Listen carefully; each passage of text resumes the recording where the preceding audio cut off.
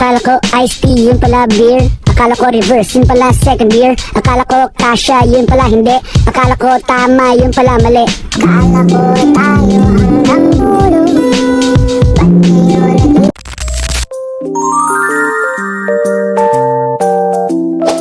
Kalingap Love Team, kompleto na ang Big Four.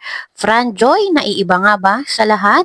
At ano itong napansin agad? Sabay-sabay po nating alamin at pag-usapan ngayong araw. Pero bago po ang lahat, isang mapagpalang araw at gabi sa inyong lahat. May love shoutout sa lahat ng ating listeners, viewers, and subscribers saan mang sulok ng mundo. Papaludon, Visayas at Mindanao. Lalong-lalo na po sa ating mga kababayang OFW. Kamusta po kayo mga kalingap? Mabuhay po kayo hanggat gusto nyo.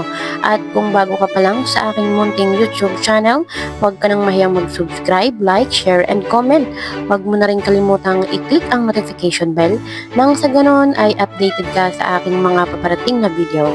At syempre, patuloy po nating suportahan sina Kalingap Rab at ang ating ama ng Kalingap, ang nag-iisang founder, si Kuya Val Santos Matubang. Kung maaari po ay no skip ads nang sa ganon ay mas marami pa tayong malingap na nangangailangan. At konting paunawa po kung maaari ay tapusin niyo muna ang kabuuang video nang sa ganon ay akma ang inyong mga komento. May mga edad na tayo. Alam natin bro yung demeanor ng galaw ng mga ganitong age na ay may tama ito parehas. Ito lang, ikaw ba bro? Magpapahatid ka ba bro? Kung wala ka mang wala kang may pagtingin sa kanya. Ikaw ba bro? Maghahatid ka. Oo, sasama ka ba na isayaw kung hindi, at saka ngingiti-ngiti ka ba? Alam mo bro, habang sumasayaw siya bro, sabay silang kumakanta. Ay sabi ko, ay ibig sabihin, panjoy tayo. ay parang dyan. Itutok natin yan. So magsabi ka muna kay nanay, Imelda kasi. Nay, siyempre yung pakiwasin na Imelda sa akin na wag ilab team, Nay, po, bilang reactor, Nay, ako na gusto ko talaga maging masaya rin si Joy at nasa tamang edad naman na rin, pero Nay, nirespeto ko po ang inyong kahilingan. Kaso nga lang, Nay, hindi man din kami ang magdesisyon kundi si Kalinga Prab kasi siya man ang magbablog. Tama. Kami ni Birador, Nay, ang amin lang talaga, maging masaya din kami, kiligin kami kung ano na, pero wala, ang intensyon namin dito, Nay, para kay Diwata na maging masaya rin. Kasi ito yung panahon na ako ayaw kong hadlangan bro, yung saya ng dalawa. Oo, tama.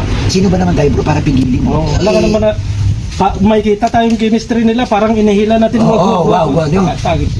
Magbibigay tayo ng mga opinion natin, mag-react tayo ng ayaw natin sa kaligayahan ng dalawa. Ayaw ko nang Ngayon, simula umpisa pa nga lang po mga kalingap, ay marami na pong nakapansin agad sa kakaibang kilos ng Fran Joy. Bagamat sa kabila ng lahat ng pinagdaanan ni Joy, talagang saksi po tayong lahat mga kalingap sa kanyang pag-iyak, kung paano po siya naging matatag, kung saan ay talagang sinubok din po yung kanyang pagkatao. At isa po si Joy sa mga Kalingap Angels na talagang hinahangaan din po ng marami, lalo na po sa pagiging tapat nito sa Kalingap. At sa pagkakataong itong mga Kalingap, nakikitaan naman po natin si Joy na masaya siya kung ano man ang meron sa kanila ngayon ni Franz. Bagamat tutol man po si Nanay Imelda na magkaroon ng bagong love team si Joy, ay irespeto din po natin yung kanyang nararamdaman bilang ina. Hindi po natin alam kung ano yung pinagdaanan nila, kung ano yung totoong naramdaman nila nung mga oras na talagang sila ay lugmok at nasasaktan. Kumbaga ay bilang isang babae or bilang ina po ay unawain po natin kung ano man yung nararamdaman nila, kung ano man po yung mga nasasabi nila. Dahil wala naman pong ina na gustong mapasama or masaktan ang kanyang anak. Kaya po, intindihin natin si Nanay Imelda. Pero po, ang pagkakataon o ang desisyon, ito po ay hawak pa rin ni Joy. Si Joy ay nasa tamang edad na rin po, 20 years old. Kumbaga ay kaya na po niyang magdesisyon. Kung gusto niya pong magka-love team o mag-solo lamang, ito naman po ay sasabihin niya ng buong puso kay Nakalinga Prab. Hawak pa rin po ni Joy yung huling desisyon. Siya po mismo ang magdedesisyon kung itutuloy ba ang Fran Joy o hindi. Pero sa nakikita naman po natin ay masaya at talagang wagas ang mga ngiti na nakikita natin pag po magkasama ang Fran Joy. Nahahati man po ang mga kagustuhan, yung iba ay gustong magka-love team si Joy, yung iba ay gusto magsulo lamang, pero ano pa man po ang mangyari, kung ano man po ang mapagdidesisyonan, ay patuloy lang po nating suportahan si Joy. Kung saan po siya masaya, ay doon din dapat po tayo masaya.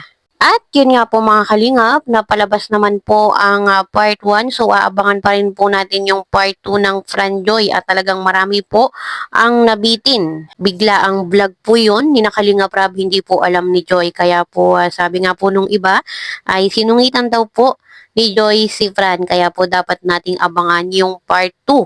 Talaga namang kapanapanabik at sa wakas alam naman po natin na talagang si Joy noon pa man ay talagang malakas ang hatak sa madla at nakumpleto na nga po ang pinakamalakas na love team ng Kalingap, ang Big Four, ang Edsy, Mick Chris, ang Jom Carl at ang Franjoy. So siyempre sa ganang kay Nanay Emilia bilang nanay, siguro mayroon siya nakitang pamamaraan na or nakikita sa mga bagay siguro na mas gusto niya wala mo ng love team si Diwata. Pero sabi ko naman, doon pa lang bro sa mga napanood natin bro na nagsasama sila si Joy at si Fran. Ibang Iba yun talaga. Ikaw, ramdam mo Kasi naman yun. ano eh, Sige. yung malayo sila sa isa't isa biglang magkakatingin. Ramdam ko na meron eh. Iba yung ano bro, iba yung, hindi ito yung tipong, sabi ko iba talaga yung dating ng dalawa. Para bang may mas malalim. Mas malalim. Para sa akin, Franjoy na ako kasi nakikita ko yung chemistry ng dalawa. Ako naman bro, sabi ko nga, ayaw ko kasi mayroon din ba ayaw mag-love team. Sabi ko, kung hindi ako papayag sa Franjoy, baka naman sumamang loob sa Franjoy. Makita ni Joy na si Kuya Bobby, hindi mabuti pa si Birador, sinusuportahan kami. Samantalang si Kuya Bobby, hindi man lang kami suportahan, pipigilan yung Ang iniisip ko talaga dito bro, yung kaligayahan ng Diwata bro. Kasi bro, kung pigilin natin to bro, ate tayo bro. Sila kasi bro, ito yung mga time bro na yung masaya sila na, ito yung mga time na parang umaarig lang magkasama sila araw-araw. Tapos pagbabawalan. Alam mo ba nung wala kaya tanong ano ng Velvet eh? Wala yung shooting. Yung ano ng Velvet doon sa transient. Hindi, for the first time nakita ko kasi si Fran. Ngayon, pagdating, pag salubong ng paningin nila, parang may kiss love eh. Kaya sabi ko, Fran, Iba ang chemistry talaga bro. Kasi alam mo, nung unang pinakilala ni Kalingap Rab doon sa photoshoot ng Velvet, sabi ni Kalingap Rab, pakilala si Fran, dinala ni Alvin. Si Joy pa lang bro, yung ngiti ko, tapos tumago. Alam mo yung nagtago sa nagtago sa bro, sinisilip niya yung mukha ni Fran, tapos nakangiti siya. Tapos pagkatapos noon, pangalawang pagkikita nila bro, smooth na eh. Hindi ko natin alam, baka sa likod nun bro, baka nag-uusap na rin sila siguro. Baka naman, hindi natin alam kasi wala man tayo sa lahat ng mga lakad nila. Baka naman, nagkukumustahan na rin sila. Kasi bakit mo nasabi yun? Ang bilis ng kanilang development. Yung bang, tinan mo ngayon yung birthday ni Kalinga, yung sa transient tayo. Bro na, huli sila bro, inatin pa uwi. Kaya nga eh. Kaya para sa akin, nag-comment man sila na email din ng gano'n. Pero bakit hindi natin mulit pagbigyan? Bro, ako kasi bro, sa totoo lang, ang tinitingnan ko na dito bro, yung legalidad. Sa age ng mga bata na legal na sila bro. Legal naman. 20 anyos na sila parehas. Sabi ko siguro kung ito yung mga pamilya, mag-alangan tayo. Pero ito bro, 20 na bro, kumbaga sa larangan bro ng legal na pamamaraan, malaya na sila magdesisyon. Totoo yun. Sabi ko tayong mga magulang, sila na Emilia, magulang, pero tayo hanggang doon lang eh. Pero ang magdesisyon talaga dito si Joy. Totoo yun. Sabi ko bro, itong pinapakita ni Joy ngayon na masaya. Ang dami rin natutuwa na parang yung saya ni Joy bro, damay din tayo sa saya, yung kiligan nila, parang nakikinig.